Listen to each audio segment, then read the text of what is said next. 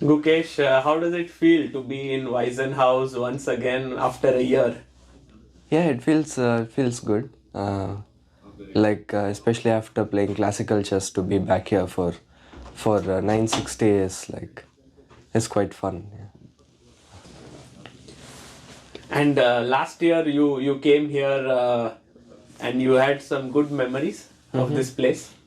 Yeah, I remember it was like my first chess 960 event at the top level, and like it was a lot of fun discussing with the players, and also I beat some strong players. It was fun, Well, and You also beat Magnus yeah, I here. beat Magnus, I beat Ding, etc. So it was quite nice. Like the knockout stage did not go so well, so this time I'm hoping to improve. How seriously do you take this event? Like, for example, you played the Tata Steel before this, and you were, of course, it's one of the major events. But this is kind of a new format as well as something that's developing in the world of chess. There are going to be an entire tour this year. Yeah. How are you taking it? Like it's a new addition for sure.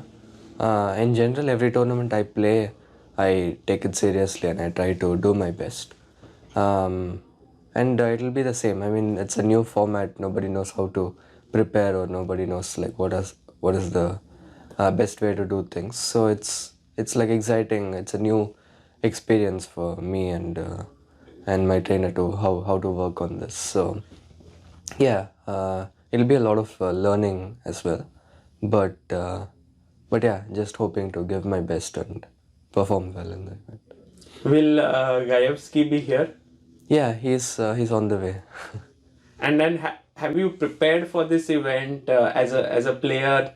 What do you think is the way in which one can work on this variant? Like I think, I mean, I did prepare a bit, but also, I guess there is no in classical or rapid and blitz. There's no standard way to prepare for at least not that it's known yet. But I guess what every player will try to do is just look at random positions and try to come up with the first few moves. Yeah, to because the general concepts don't in standard chess don't work in Fisher random. So yeah, just trying to like develop some kind of intuition for the first few moves and develop some learn new themes. Like usually I mean, there are, for example, first move you can castle in this in some positions. Yes. So those kind of things are like quite interesting to learn. And we haven't spoken since Tata Steel because we were there in Vaikanze. How was that event for you? Because a lot of people thought that after the World Championship, it's not easy to come to the next tournament and play. But you actually you did amazingly well, finished joint first. And in the end, you had a disappointment losing the tie breaks. Overall, can you sort of tell us your feelings throughout the event and also the last bit? Yeah, I mean, to be very honest, I did not expect to do so well because like the 1 month before I mean after the World Championship, I did some as much time as I got. I did some chess, but for sure not ideal preparation. And also I arrived in Vike like few hours before the first game, so I think I was doing well mostly because of my enthusiasm to get back to chess, because that 1 month was quite hectic and I was just happy to be in Vike just to play chess. And I think you could see from my games that I was usually creating something over the board, just being very creative in general. So that was quite nice. Obviously, I mean the performance was amazing till the last round, and then one really bad day. But but okay, it happens. Like I mean, I've had so many like good good days in the previous tournaments, like so many lucky breaks that I got. So yeah, you can't have it all, but it was surely disappointing, but also a few things to learn from that and improve. um, And but overall, yeah, for sure. And before the tournament, if you had told me I would be finishing joint first, I would be very happy. So yeah. And how did you spend the 2 days in between this and Weisenhaus and Vaikanze? It was mostly I was mostly resting.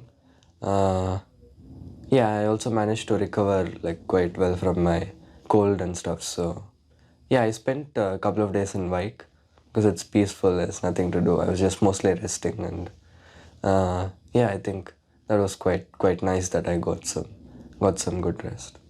And lastly, I have to ask you, you're the world champion, and there has been a lot of things happening around this freestyle, FIDE and stuff. Do you pay attention to these things, or you're just focused on chess? How do you take it? Like I'm just here. I'm happy to play any format, any time control, and I'm just trying to do my best in every game. And for me, it's just that I'm trying to give my best in chess, and nothing else really matters. So um, I I'm just I mean, I just hope that there is like more clarity in the chess world, and like everything goes well, but none of it really matters. I just want to play chess. Any particular player you're excited to play against here? Always exciting to play Magnus, but every player here is like super strong. So yeah, looking forward.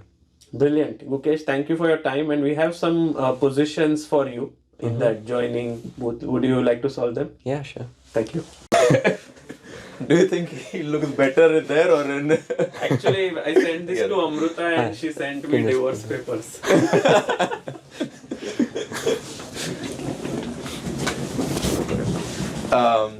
So Gukesh, like, firstly, welcome to this place. Like, you've been here, like, this is your second time here, right? Yeah, this is my. Yeah, last year I was here. This is my second time. And I think I don't know if you can recall this position. Like, Yeah, it's this from Magnus game, no? yeah. And there was this only move here, right? Like that you had to go e6. Like, what was your like thought process of like finding this move? I don't really remember. Also, it was a rapid game, so from here, I guess this position it was clear that like if I move the knight c3 falls and my king is like almost getting checkmated. So e6 was just to deflect the rook, so that he has to go some rook g7 to avoid to defend the e7 pawn. And then I think he gave this check. Yeah, king e3, rook g7, yeah. Rook g7 and then Knight e5. knight e5 and something like rook g5 the game and then rook c3, yeah. Yeah, this was I don't really remember how the game went, but I think this e6 was so crucial, yeah, basically to get the e5 square, so that also my king is like kind of secure on the f file. I'm moving the rook from the f file. So I have another interesting like position. I'll just quickly set this one up. You can white? actually, it's maybe better if you have white on your side because it's white to play. And it's the only position where white has the biggest advantage out of all the starting position. Actually, no, this is not. I also have that one, but this one, it's a very unique idea that white has. What would you play here as white? Yeah, so I'll just show you how it started. So this is the starting position. was this played in any game? So actually, there was a very like Fabi was also here, and he thought that he has seen this, but actually it was this, and his game went d4, d5, c4, d takes c4, queen takes c4. I think knight f6, knight f3, bishop c6, knight d2, and bishop takes g2, and it was a perpetual. And this was a draw in like chess 9LX. But this one, the king and knights are like this in the position that I wanted to show. So I was just checking like some interesting starting position. So the engine liked d4 a lot, and after d5, they thought c4 is also very important before black gets to play c5 and open his bishop. So e6, and now I'm very curious like how your thought process will be in like this position. Like, what do you think white should do? One move that kind of like really stood out to me, but also in general curious to like see how you navigate in this position.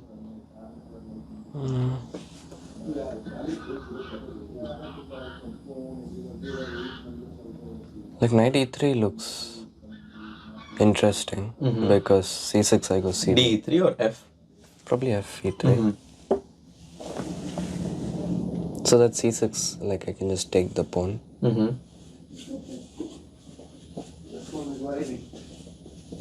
And actually, this is also something I was looking at. Maybe knight c6 perhaps could be an idea, and if cd knight d4. Queen d2, e5. Yeah. Or c5. But knight c6, bishop c3 maybe. Yeah, knight c6 and just a bishop, and then it's. Yeah, this one. Yeah. But maybe there is something more you're looking for, right?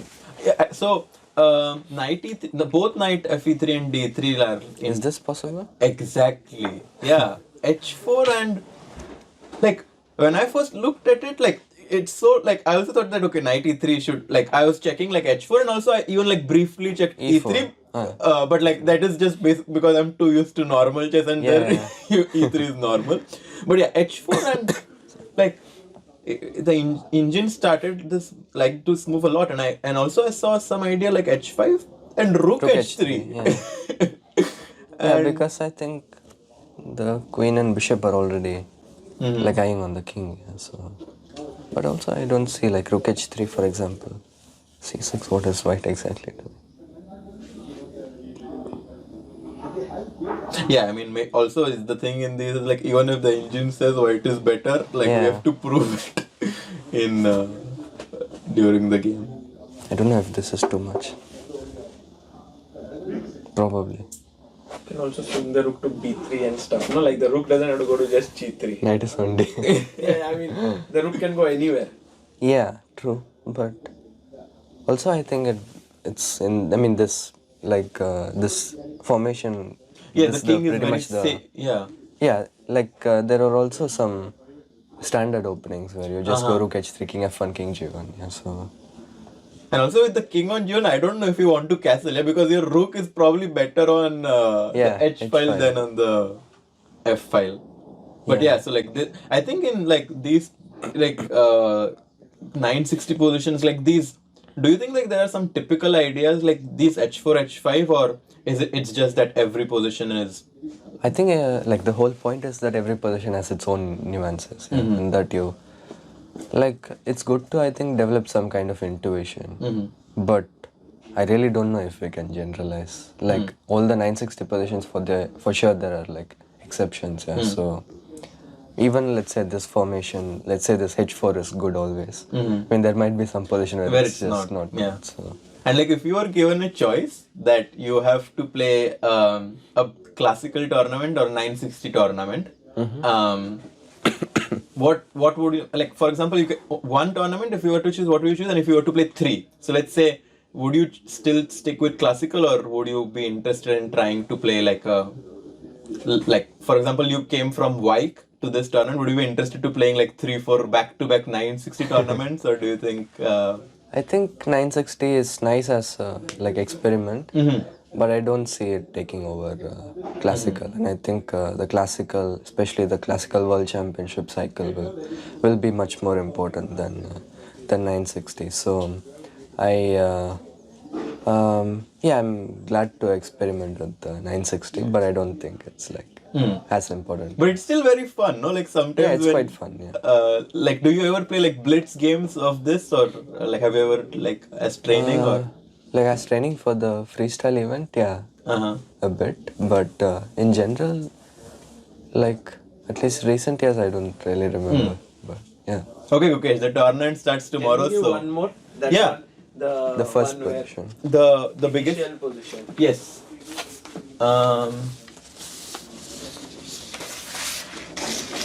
where white has the biggest advantage. This one? That one. Oh. We'll just quickly put it on the board and you can have white. Actually, yeah, when I was mentioning that the position with the biggest advantage, I was actually referring to this one. So this is the starting position where white has the biggest advantage. Probably because G7 pawn is too loose, no?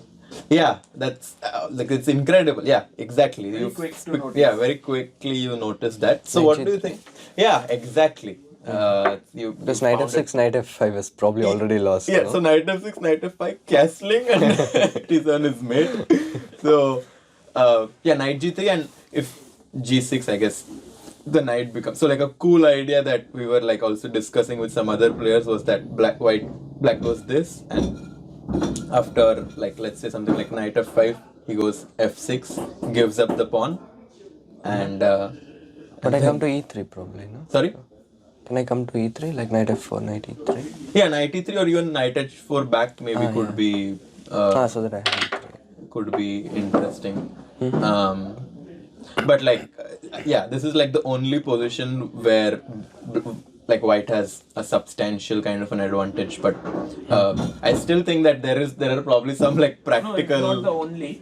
Maybe there are some few more, but this one is what we found. But it's definitely. Like maybe I can play something like this. And then C. Okay, it looks ugly, but what to do? Yeah. It's like e4, d6. Come on, it's not that bad. Looks ugly in the beginning, but maybe. Yeah. Yeah, I mean at some point. Okay, it should be quite nice for white. Yeah. But can I do something? Knight h6, d4. Yeah, knight is bad. Maybe like this like I don't know if you saw this game where I think it was Magnus's game where he takes this a7 pawn. There is a knight b6. This. He takes the rook. I actually took a picture of that, but I don't have it like printed out. And like he takes the rook, and then white takes this black. So And it's then a queen b1. Queen b1. So like so many interesting. I think it's a similar pattern, right? Where black kind of follows the same, and then it comes here. Okay, Gukesh. Game starts tomorrow, and wish you good luck for it. And thanks for coming here. Thank you. Yeah.